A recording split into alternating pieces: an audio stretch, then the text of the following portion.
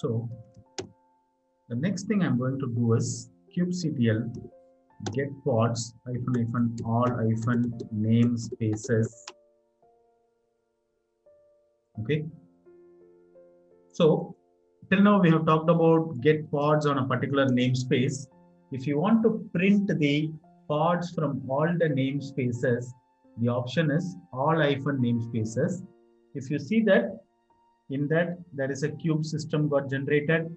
In that I have a scheduler running, control manager running, API server running, etcd running, and I have 3 proxies running because I have 3 missions connected to it, to the cluster, and 3 Calico nodes are running. And for Calico, I have a 2 management pods are running. Okay. And adding to that, it also has a Kubernetes dashboard by default deployed. So Kubernetes dashboard is a UI for Kubernetes through which you will be able to see that. Okay. And this is not a very effective UI. Okay. Just to start with Kubernetes, you can just get used to it. But once you get used to the command line, you will be very rarely going to the dashboard too. But it's better to start with the UI so that you can see what are all the resources available in the dashboard, okay, and how to manage the resources. Those things you will see it. But once you get used to the Kubernetes, you will stick to the kubectl command only. So we'll talk about that.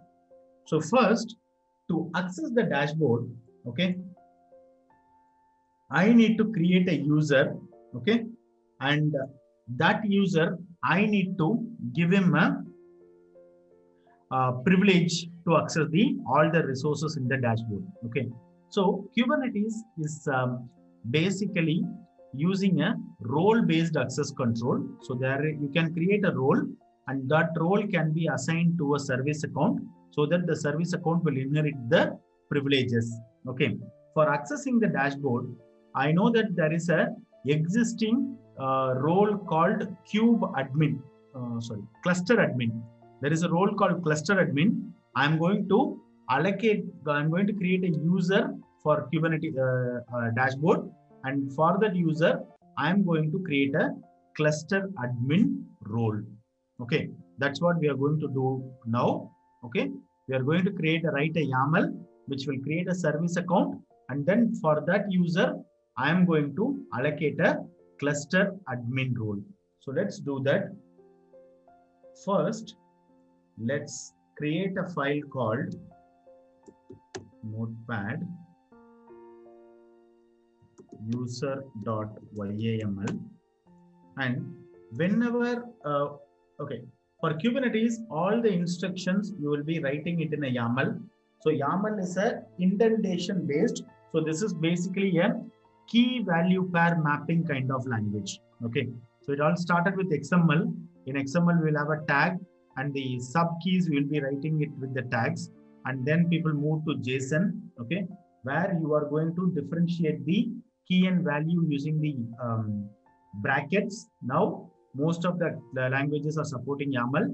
YAML is indentation based. Okay, so you will write the instructions, and if you want to give a key value mapping, you will give it with the indentation breaking. Okay, this is the high level of the YAML. So in the Kubernetes YAML, the first line should always talk about what is the API version I'm going to use for a particular resource. Okay, Kubernetes have multiple resources. For every resources, the API versions are different.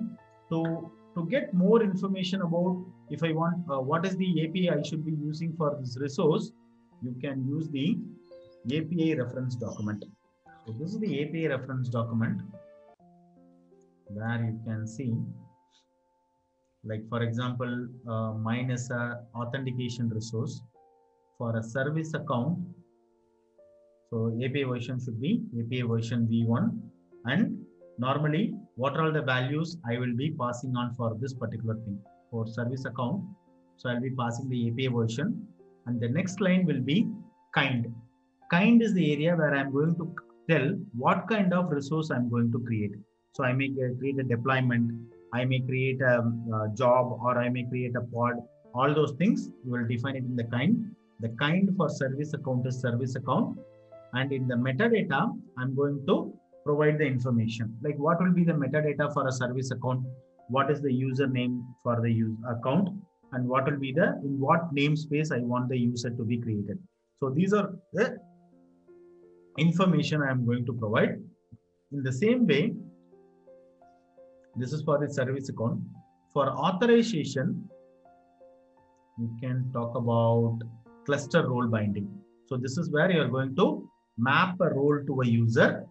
So this is the API version for this, and what are all the parameters for this API version, kind, and what is the metadata, and what is the role reference, okay, and what is the subject. So this kind of information you can see.